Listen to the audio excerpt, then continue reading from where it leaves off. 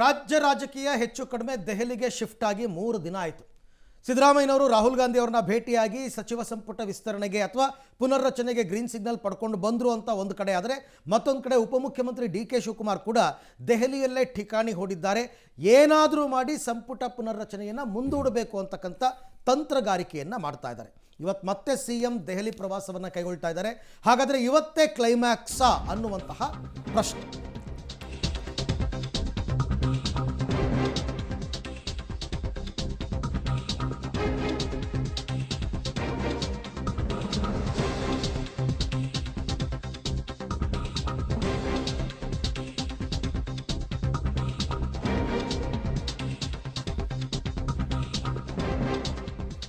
ದೆಹಲಿಯಲ್ಲಿ ಸಚಿವ ಸಂಪುಟ ಪುನರ್ರಚನೆಯ ಕಸರತ್ತು ಜೋರಾಗ್ತಾ ಇದೆ. ಸಿಎಂಗೂ ಮುನ್ನವೇ ಮಲ್ಲಿಕಾರ್ಜುನ್ ಖರ್ಗೆ ಅವರನ್ನು ಭೇಟಿಯಾಗಿಬಿಟ್ಟಿದ್ದಾರೆ ಡಿ.ಕೆ. ಶಿವಕುಮಾರ್. ದೆಹಲಿಯಲ್ಲಿ ಎಐಸಿಸಿ ಅಧ್ಯಕ್ಷರ ಭೇಟಿಯಾಗಿ ಮಾತುಕತೆ ಕೂಡ ನಿನ್ನೆ ನಡೆಸಿದ್ದಾರೆ. ನಿನ್ನೆ ರಾತ್ರಿ ಸರಿಸುಮಾರು 45 ನಿಮಿಷಗಳ ಕಾಲ ಮಾತುಕತೆ ನಡೆದಿದೆ. ಸಹೋದರ ಡಿ.ಕೆ. ಸುರೇಶ್ ಜೊತೆ ಖರ್ಗೆ ಅವರನ್ನ ಭೇಟಿಯಾಗಿದ್ರು. ಬಟ್ ಹೋಗೋಕ್ಕೂ ಮೊದಲು ಅವರೊಂದು ಮಾತು ಹೇಳ್ಬಿಟ್ಟು ಹೋದರು, ನಾನು ಹೋಗ್ತಾ ಇರೋದು ರಾಜ್ಯದಲ್ಲಿ 100 ಕಾಂಗ್ರೆಸ್ ಕಚೇರಿಗಳ ನಿರ್ಮಾಣಕ್ಕೆ ಶಂಕುಸ್ಥಾಪನೆ ನೆರವೇರಿಸಬೇಕು, ಡೇಟ್ ಫಿಕ್ಸ್ ಮಾಡಬೇಕು, KPCC ಅಧ್ಯಕ್ಷನಾಗಿ ನನ್ನ ಕರ್ತವ್ಯ ಅದು. ಅದಕ್ಕೆ ಮಲ್ಲಿಕಾರ್ಜುನ್ ಖರ್ಗೆ ರಾಹುಲ್ ಗಾಂಧಿ ಇಬ್ಬರು ಬರಬೇಕು ರಾಜ್ಯಕ್ಕೆ ಅಂತ ನನ್ನ ಆಸೆ. ಹಾಗಾಗಿ ಮಾತುಕತೆಗೆ ಹೋಗ್ತಾ ಇದ್ದೀನಿ ಅಂತ ಹೇಳಿದ್ರು. ಅದರ ಜೊತೆಗೇ ರಾಜಕೀಯದ ಬಗ್ಗೆ ಕೂಡ ಒಂದಷ್ಟು ಮಾತುಕತೆ ನಡೆದಿದೆ ಅಂತಕ್ಕಂಥದ್ದು ಮೂಲಗಳು ಹೇಳ್ತಾ ಇರ್ತಕ್ಕಂಥ ವಿಚಾರ. ಹಲವಾರು ವಿಚಾರಗಳನ್ನು ಮಲ್ಲಿಕಾರ್ಜುನ್ ಖರ್ಗೆ ಅವ್ರ ಮುಂದೆ ಪ್ರಸ್ತಾಪ ಮಾಡಿದಾರಂತೆ ಡಿ.ಕೆ. ಶಿವಕುಮಾರ್ ಅವ್ರ ಜೊತೆ ಡಿ.ಕೆ. ಸುರೇಶ್. ಆ್ಯಕ್ಚುಲಿ ಡಿ.ಕೆ. ಸುರೇಶ್ ನಿನ್ನೆ ಆತುರಾತುರವಾಗಿ ದೆಹಲಿಗೆ ಹೋಗಿ ಅಣ್ಣನ ಜೊತೆ ಸೇರಿಕೊಂಡು ಮಲ್ಲಿಕಾರ್ಜುನ್ ಖರ್ಗೆ ಅವರನ್ನ ಭೇಟಿಯಾಗಿ ಬಂದಿದ್ದಾರೆ. ಈ ಸಂದರ್ಭದಲ್ಲಿ ಖರ್ಗೆ ಮುಂದೆ ಡಿ.ಕೆ. ಶಿವಕುಮಾರ್ ಹಲವಾರು ವಿಚಾರಗಳನ್ನು ಪ್ರಸ್ತಾಪ ಮಾಡಿದ್ದಾರೆ ಅಂತಕ್ಕಂಥದ್ದು ಗೊತ್ತಾಗ್ತಾ ಇದೆ. ರಾಜಕೀಯದ ವಿಚಾರಗಳೇ. ಎಐಸಿಸಿ ಅಧ್ಯಕ್ಷರನ್ನ ಭೇಟಿ ಮಾಡಿ ಅಂತ ಹೇಳಿದ್ರಲ್ಲ ಅದು. ಸೊ ಹಾಗಿದ್ದಾಗ ಖರ್ಗೆ ಅವರ ಮುಂದೆ ಡಿ.ಕೆ. ಶಿವಕುಮಾರ್ ಹೇಳಿದ್ದೇನು, ಸಿಎಂ ಬದಲಾವಣೆಗೆ ಮೊದಲು ಸೂಕ್ತ ಅಂತ ಸಂದೇಶವನ್ನ ನೀಡಿ ಅಂತ ಹೇಳಿ ನಾಯಕತ್ವ ವಿಚಾರ ನಿರ್ಧಾರವಾಗದೆ ಸಂಪುಟ ಪುನರ್ರಚನೆ ಸೂಕ್ತವಲ್ಲ ಅನ್ನುವಂಥದ್ದನ್ನ ಪ್ರಸ್ತಾಪ ಮಾಡಿದ್ದಾರೆ. ಯಾಕೆ ಅಂತಂದ್ರೆ ನಾಳೆ ಮತ್ತೆ ಡಿ.ಕೆ. ಶಿವಕುಮಾರ್ ಅವ್ರ ಮುಖ್ಯಮಂತ್ರಿ ಅನ್ನುವಂಥದ್ದು ಏನಾದರೂ ಆದರೆ ಅವರ ಕ್ಯಾಬಿನೆಟ್ನಲ್ಲಿ ಅವ್ರಿಗೆ ಯಾರಿಗೆ ಬೇಕೋ ಅವ್ರನ್ನ ಹಾಕ್ಕೊಳ್ಳುವಂಥದ್ದು ಇರುತ್ತೆ. ಆ ನಿಟ್ಟಿನಲ್ಲಿ ಈಗ ಸಿದ್ದರಾಮಯ್ಯನವರು ತಮ್ಮ ಕ್ಯಾಬಿನೆಟ್ನಲ್ಲಿ ಹಾಕೊಂಡ್ಬಿಟ್ಟು ನಾನು ಚೇಂಜ್ ಮಾಡಿದ್ರೆ ಹೆಂಗೆ, ಯಾರನ್ನ ಹಾಕಿರ್ತಾರೆ ಅದರಲ್ಲೇ ಮುಂದುವರಿಸಬೇಕಾ, ಈ ಪ್ರಶ್ನೆಗಳು ಬರುತ್ತೆ. ಹಾಗಾಗಿ ಸ್ವಲ್ಪ ನಾಯಕತ್ವದ ಮೊದಲು ಡಿಸೈಡ್ ಮಾಡಿ ಅಂದಿದ್ದಾರೆ. ಹೈಕಮಾಂಡ್ ನೀಡಿದ ಹಳೆಯ ಭರವಸೆಯನ್ನ ಮರೆಯಬೇಡಿ ಅಂತಂದ್ರೆ ಅದೇ 2020 2.5 ವರ್ಷದ ಇದೆಯಲ್ಲ, ಆ ಲೆಕ್ಕಾಚಾರದ್ದು ಅವ್ರು ಮಾತನಾಡ್ತಾ ಇರೋಂಗಿದೆ. ಹೈಕಮಾಂಡ್ ಏನೇ ನಿರ್ಧಾರ ತೆಗೆದುಕೊಂಡ್ರು ಕೂಡ ನಾವು ಬದ್ಧ. ಸೊ ಹಾಗಾಗಿ ಎರಡೂ ಇಟ್ಟಿದ್ದಾರೆ ಅವ್ರ ಆಪ್ಷನ್. ನೀವೇನು ಮಾತಾಡಿದ್ರೆ ತಕ್ಕಂಗೆ ನಡ್ಕೊಳ್ಳಿ, ಇಲ್ಲ ನೀವೇನೇ ಡಿಸಿಷನ್ ತೊಗೊಂಡ್ರೆ ನಾವು ಅದಕ್ಕೂ ಬದ್ಧ ಅಂತ ಹೇಳಿ. ಪ್ರತಿ ಹಂತದಲ್ಲೂ ಕೂಡ ಪಕ್ಷದ ಅಣತಿಯಂತೆಯೇ ನಾನು ಕೆಲಸ ಮಾಡಿದ್ದೀನಿ ಅಂದರೆ ಪಕ್ಷದ ನಿಷ್ಠೆ ಬಗ್ಗೆ ಹೇಳ್ತಾ ಇದ್ದಾರೆ ಅವರು.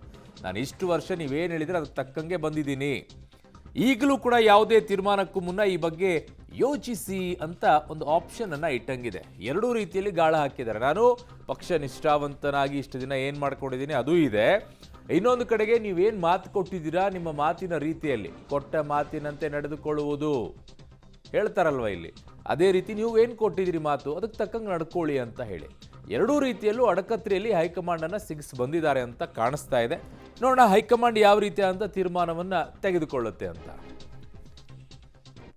Mentally health, physically health, political health ಎಲ್ಲ ಕರೆಕ್ಟಾಗಿದೆ. ನಾನು ಈಗ ಡಿಸೆಂಬರ್ ಒಳಗಡೆ ನಾನು ಭೂಮಿ ಪೂಜೆ ಮಾಡಲೇಬೇಕು 100 ಕಾಂಗ್ರೆಸ್ ಕಚೇರಿಗೆ. ಅದಕ್ಕೆ ನಾನು ಡೇಟ್ ಫಿಕ್ಸ್ ಬೇರೆ ಮಾಡಬೇಕಾಗಿದೆ. ಸುಮಾರು 75-80 ಕಡೆ ಅಲ್ಲೇ ಜಾಗಗಳು ರೆಡಿ ಆಗ್ಬಿಟ್ಟಿದೆ. ಯಾಕೆ ನನಗೆ ರಾಹುಲ್ ಗಾಂಧಿ ಅವರು ಬಂದು ಮಾಡಬೇಕು ಅಂತ ನನ್ನ ಆಸೆ. ಅವರಿಬ್ಬರು ಬಂದು ಭೂಮಿ ಪೂಜೆ ಮಾಡಬೇಕು. ನಾನ್ಯಾಕೆ ರಾಜೀನಾಮೆ ಕೊಡ್ತೀನಿ ಅಂತ ಹೇಳಿ ಎಲ್ಲಿವರೆಗೂ ಕಾಂಗ್ರೆಸ್ ಅಲ್ಲಿ ಯಾವ ಸ್ಥಾನದಲ್ಲಿ ಕೆಲಸ ಮಾಡಿ ಹೋಗುತ್ತಾರೆ ಅಲ್ಲಿವರೆಗೂ ನಾನು ಒಬ್ಬ ಶಿಸ್ತಿನ ಸಿಪಾಯಿನಂತೆ ಮಾಡ್ಕೊಂಡು ಹೋಗೋನು. ನಾನು ಯಾವ ಕಾರಣಕ್ಕೂ ಕಾಂಗ್ರೆಸ್ ಪಾರ್ಟಿಗೆ ಬ್ಲಾಕ್ ಮೇಲ್ ಮಾಡೋನಲ್ಲ. ಅದೆಲ್ಲ ಚೀಫ್ ಮಿನಿಸ್ಟರ್ ಡ್ಯೂಟಿ. ಸಿಎಂ ಬಿಟ್ಟಿದ್ದು, ಸಿಎಂ ಪ್ರಾಗ್ರೆಟಿವ್ ಹೈಕಮಾಂಡ್ ಹತ್ರ ಮಾತಾಡ್ಕೊಳ್ತಾರೆ. ನನ್ನ ಕರೆಸಿದಾಗ ನಾನು ಹೋಗ್ತೀನಿ. ಸರ್, ಈಗ 2.5 ವರ್ಷ ಆಗಿದೆ, ನಾಯಕತ್ವ ಬದಲಾವಣೆ ವಿಚಾರನೂ ಬಹಳ ಚರ್ಚೆಗೆ ಬರ್ತಾ ಇದೆ. ನೀವುಗಳು ಚರ್ಚೆ ಮಾಡ್ತಾ ಇದ್ದೀರಲ್ಲ ಸರ್, ಈಗ 2.5 ವರ್ಷ ಆಗಿದೆ, ನಾಯಕತ್ವ ಬದಲಾವಣೆ ವಿಚಾರನೂ ಬಹಳ ಚರ್ಚೆಗೆ ಬರ್ತಾ ಇದೆ.